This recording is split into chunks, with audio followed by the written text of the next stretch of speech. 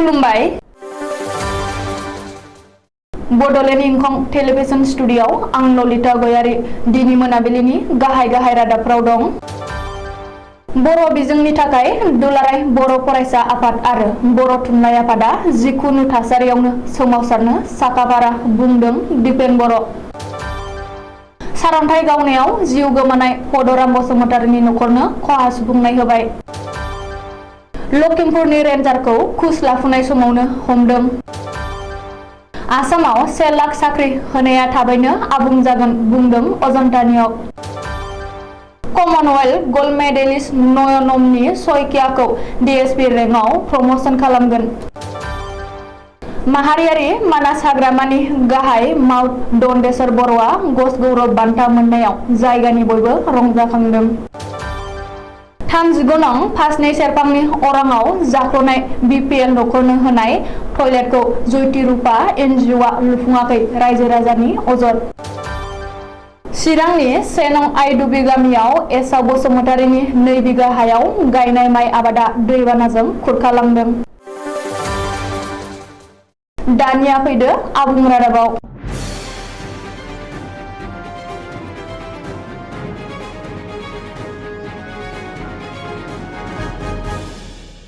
दिनैबो नैथि साननि हाबाफारि बायदियै 3 आगस्ट 2022 खालाराव चिरां जिल्लानि सिङाव थानाय काजलगाव दुलाराय बर' फरायसा आफादनि मावख'आव बर' थुनलाइ आफाद आरो दुलाराय बर' फरायसा आफाद जथायै आसाम केबिनेटआ सोलोंथाइनि सायाव लानाय थांखि आरो बिटिआर गोरोबथानि 6.3 मावफुंनायनि सायाव सुबुं सांग्रांथि मेल लानाय जायो।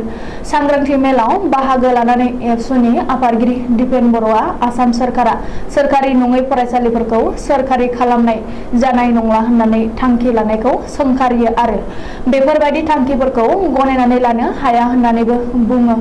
लोगोसेनो सोरखारि नङै फरायसालिफोरखौ थाबैनो बिटिआर गोरोबथानि 6.3 दफा बायदियै थाबैनो सोरखारि खालामनांगौ होननानैबो आसाम सोरखारखौ खावलायहरो। हाबाफारियावनो एबसु आरो बर' थुनलाइ आफादा थाखो 3 निफ्राय थाखो 12 सिम सानखान्थि आरो बिगियान आयदाखौ इंराजि बिजोंनि खालामनो आरो इंराजि बिजोंजों फोरोंथाइ होनो थांखि लानायखौ माब्लाबाबो गनायनानै लानो हानाय नङा होननानैबो बुंथियो दिपेन बर'आ। मख'नो गोनांदि आसाम सोरखारा गंफ्रोमबो जिल्लायावनो गंबा गंजि थाखानाय सोरखारि गोजौ फरायसालिफोरखौ सिबिएसइ एफिलिएटेड आदर्श इंराजि बिजों फरायसालि खालामनो नागिरनाय आरो गासै आसामनि 126 गं एमएलए बियाबावनो थाखानाय गासै 126 सोरखारि गोजौ फरायसालिफोरखौ सिबिएसइ एफिलिएटेड आदर्श इंराजि बिजों फरायसालि खालामनो लानाय थांखिया गनायजाथाव नङा। बरंस बर' बिजोंनि सोरखारि गोजौ फरायसालिफोरखौ नोरजिया खालामनायनि नेरसोन होननानैबो बुंदों बर' थुनलाइ आफादनि आफादगिरि थरेन बर'आबो। बबेखानि इयुन समफोरावबो बेफोरबायदि बर' बिजोंनि बेरेखा थांखिफोरखौ आजावनाय जानाय नङा आरो गोनांथि जायोब्ला बर' थुनलाइ आफाद आरो दुलाराय बर' फरायसा आफादा जथायै आसाम सोरखारनि हेंथायै जिखुनु राहानि गेजेरजों गसंथानाय जागोन आरो सोमावसारगोन होननानैबो एबसुनि आफादगिरि दिपेन बर' आरो बर' थुनलाइ आफादनि आफादगिरि थरेन बर'आ सांग्रांथि मेलाव बुंदों।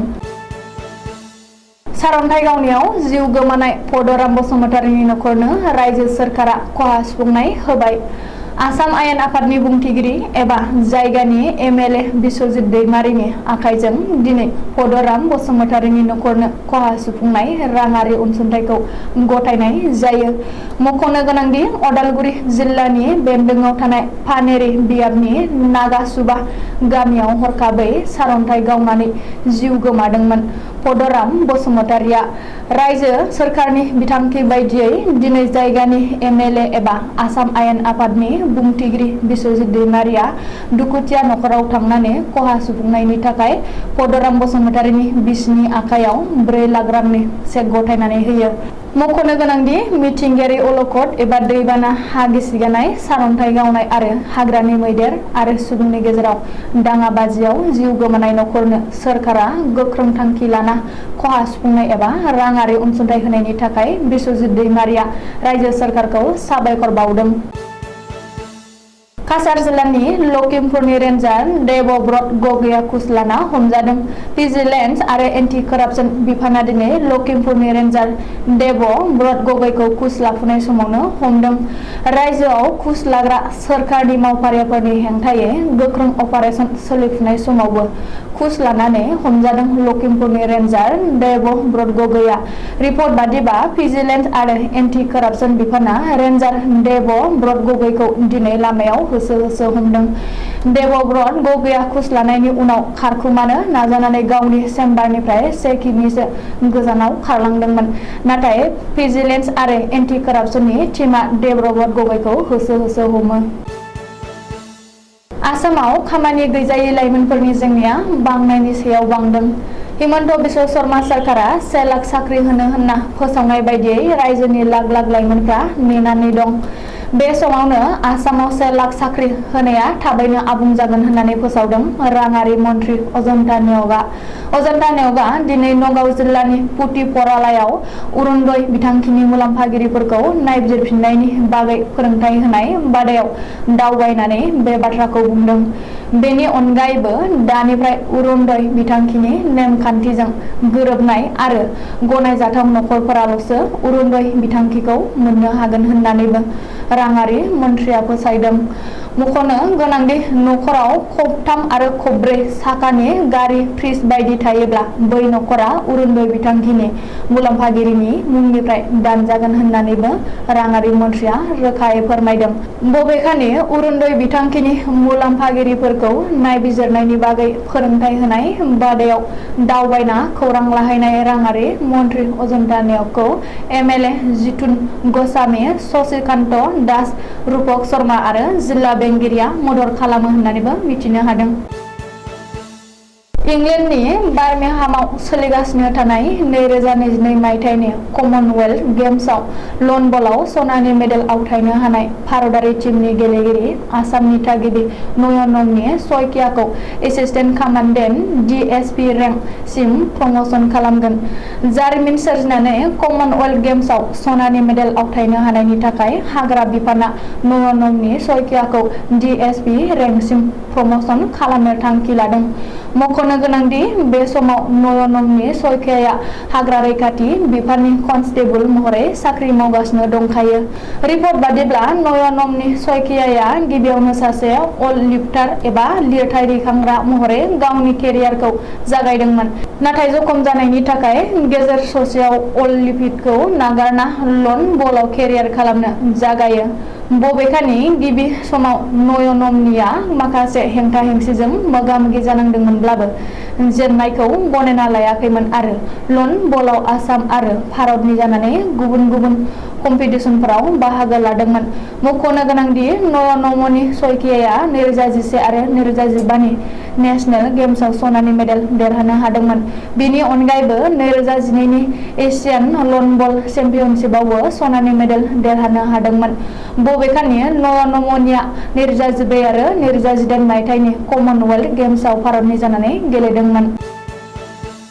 भारत सरकारा एलिफेन्ट प्रजेक्ट बिफाननिफ्राय मानास माहारियारि टाइगार रिजार्भ हाग्रामानि गाहाय माउथ दन्देश्वर बर'आ ग'स गौरब बान्थानि थाखाय सायख'जानायाव जायगानि बयबो रायजो राजाया जोबोद गोजोननाय फोरमायदों।